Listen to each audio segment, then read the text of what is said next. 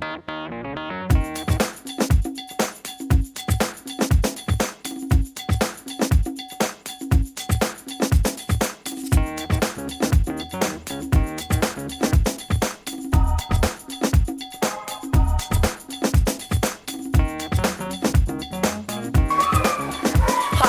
we're getting ready to take a bunch of people to the K9 Classic this weekend, and there will be 1,000 dogs. We're going to take our dogs that we have worked really hard to get them to be well behaved and respectable. And there's going to be a number of other people there who will look at some of the behavior that we actually correct as, you know, they're going to look at that and say, oh, isn't that fun? It's really kind of a misconception in this world that dogs should be happy and play all the time. Now, this little puppy over here is having a good time. The problem with it is, you wouldn't put up with a child acting that way for 2 minutes. But somehow it's acceptable for a dog. When we look at some of the behaviors, we look at happy as the preferred way to be, and respectful, calm, patient, trusting, we look at that as boring. So you know what, I'll take this any day. Yesterday, had a really fun experience. I mean, I have a great veterinarian, and I go down with a different attitude than most people do, and everybody, you know, somebody's mommy, and I'm not the dog's mommy and all that. Anyway, we go through the same thing.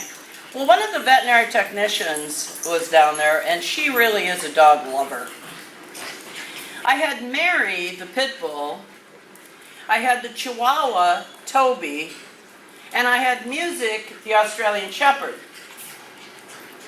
Now, the Chihuahua was kind of scared. Mary could not have been calmer. She laid on the floor. She laid on the floor and waited patiently. Music, the Australian Shepherd, was just wiggling all over, happy as could be. This dog was being so calm. And she walked up to Mary and said, "Oh, aren't you a good baby?" And Mary started doing exactly what she was telling her to do. I said, "Quit it." Why? I said, because how is this dog ever going to be a service dog if when it approaches people, it gets all silly, leans on them, and starts jumping around and licking them? Oh, I never thought of that. I said, we need to teach dogs that their default mode is to be calm, not be involved with all the activity in the world. Now, Wiley's barking not to get to play. He wants to correct these dogs. He wants all of them to behave. Z hates this when they're all silly. Cooper's just sitting by his mom because he thinks they're all nuts. Marley has been conditioned to not participate, just to watch activity. Kate's learning. Noah is accepting. So, as a service dog, which he will be, is he going to be able to go into an office and lay there with all the activity? Absolutely. Are these two? Not right now. This is their default mode. This is all they want to do. So to keep these two dogs on track, you would have to correct them. You would have to be on them all the time. Roy, back off. Roy, leave it. Roy, leave it. Now, are they nice dogs? Absolutely they're nice dogs. But what office could you take this into? Good girl, Georgie. Now, they're not bad dogs. Georgie's a puppy. She actually is doing really well. Roy knows that if somebody says he has to quit, he quits, but he's a rescue dog. He was trained to be happy, silly, and then when he got happy and silly all the time, he lost his home. At 4 months old, he was given up because he didn't know anything. Okay? Fargo was raised as his default mode was to be calm. Huh, Fargo? Down. Fargo, down. Down. Good, down. Fargo's default mode is respect and calmness. Very good. Georgie's learning it, but she doesn't want to. Benny over there, very respectful, calm, polite. Otis, going be very begrudgingly, but he is learning to be patient. Now this isn't the fun stuff, but this is the necessary stuff to establish your default mode as calm, respectful, well-behaved, and then if you want the dog to play, then you ask the dog to play or tell the dog to play, give the command. Learning to watch activity is so very important. Kathy, you take your dog everywhere, don't you? Yeah, I take a lot. Could you put up with one that was silly and crazy? Not right now, no. Not right now? No. You couldn't, could you? No.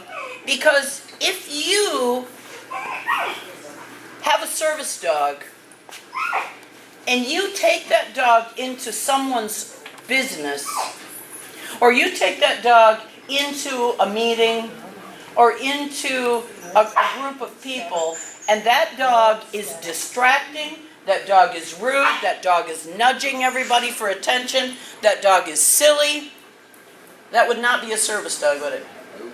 A service dog is that dog that looks at you as more important than it is. It's that selfless attitude that dogs are so capable of. And that dog would rather keep you safe and support you than it would to go over there and selfishly have fun. Now we look at that and we say, but I like to see my dog have fun. That's because we actually identify with that dog and we want to have fun all the time. It's just as inappropriate for children and adults to have fun and be happy all the time as it is for dogs. When you look around this room, you're seeing a good share of the dogs except the 2 babies who are actually making very good decisions. Now, a pit bull suffers greatly because many people who get a pit bull, they know they like to play. They love to tug. They love to jump. They love to do all those things. They like physical interaction. So as a puppy, that's exactly what they do with them. But the puppy's going to get tougher and tougher and tougher. And one day the puppy gets so tough, just playing with it isn't the answer. So then we start getting tougher on them. Food no longer works, right, Mary? No, food's not your big thing, is it? No. Settles. The fact that this dog has manners does not take away the capabilities of this dog. But this is the dog's default mode. If nobody's telling this dog what to do, this is the default mode. Good girl, Georgie. Hey, Georgie, he doesn't want to play, right? Ha ha ha. Can't you just see that little kid in school? Now, this dog is trained, but what you are seeing is the dog's decision making, what it wants to do. Not what it's trained to do, what it wants to do. Good job, Georgie. That's what it's trained to do.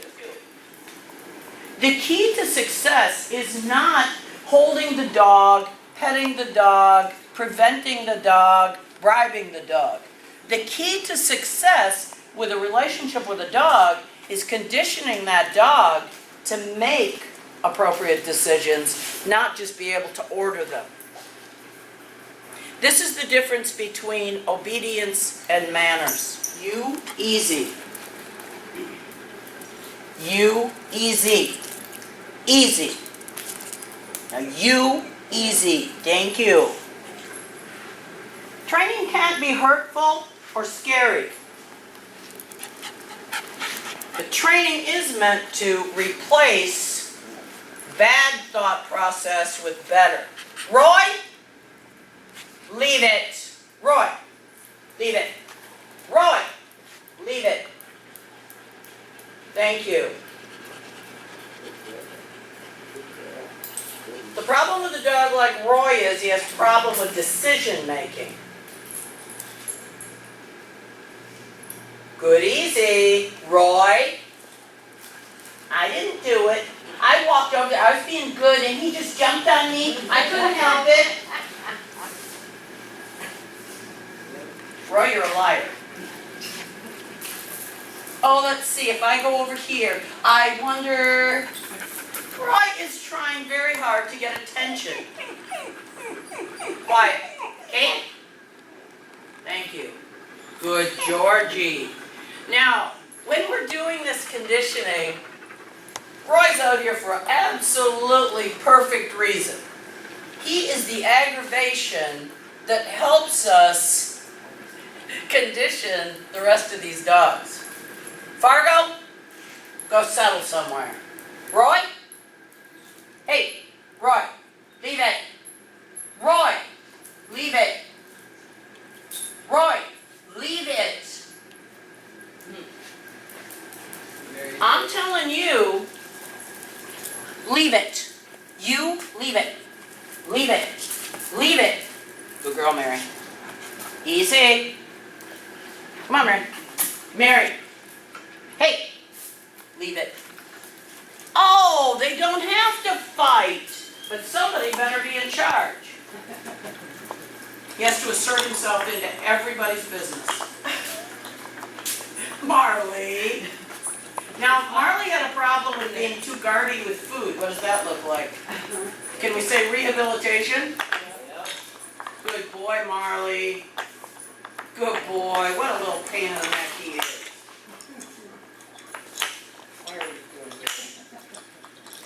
Now that's a dog that because of an incident, there was a danger that he'd be put down. He was pushed in a situation he had not been prepared to deal with. Kate was never a rescue dog. Roy was given up at 4 months old. He was bought from a pet store and expected to raise himself. Noah was dumped along the road, and had he not agreed to trust somebody, he'd be dead. Cooper's never had a bad day. Buddy was a rescue. Colleen came and wanted him to act better, and I'd say we've done that. Fargo was bought from a pet store. At 11 weeks old, couldn't deal with him. He was given up. 11 weeks old, he was delivered with his crate, all his dog dishes, and she said, I can't stand it. Wiley was running the street. Picked up by the Humane Society because he was very dog aggressive, big, powerful dog. He was afraid of the dark, he was afraid of trash cans, he was afraid of men, he was afraid of people with hats, he was afraid of pit bulls. Mary was left tied to a fence while the girl went away for the weekend and a friend of hers was supposed to take care of her. Mary jumped over the fence, couldn't get to food or water, it was like 96 degrees out. The police were afraid she was going to die, the Humane Society wouldn't take her. 9 o'clock at night, the police department called me and asked if I'd take the dog. I was all excited about that, but I'm really glad that she was a gift. Z was a dog that, had I not pulled her out of that home that day, by the weekend the husband was going to shoot her. She was a farm dog. Again, they paid good money for her. Didn't teach her a thing. By 2.5 years old, she's fighting with dogs. She's killing cats. She's chasing the cattle away from the water tank, jumping on the kids, chewing up stuff. Not a fun thing to have around. Georgie's here for training. She's doing good. Brandy's never known a bad day. Maggie, although raised in a very good kennel, had not been socialized.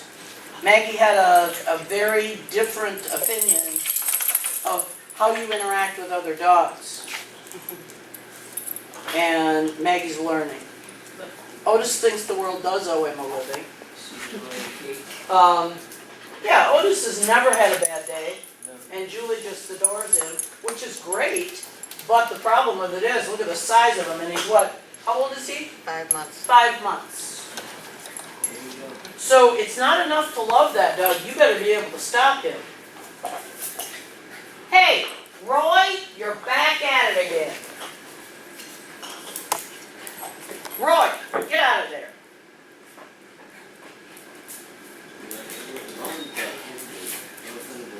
I'm telling you, hit the road. Hit the road. Roy is about the nicest little dog one could ever want. Roy is the perfect reading dog for libraries. He's the perfect dog for kids to work. He's the perfect little dog. But in doing this, I show this dog that I don't appreciate when she plays. It's not because I'm really mad at her. I just have to sound like I am.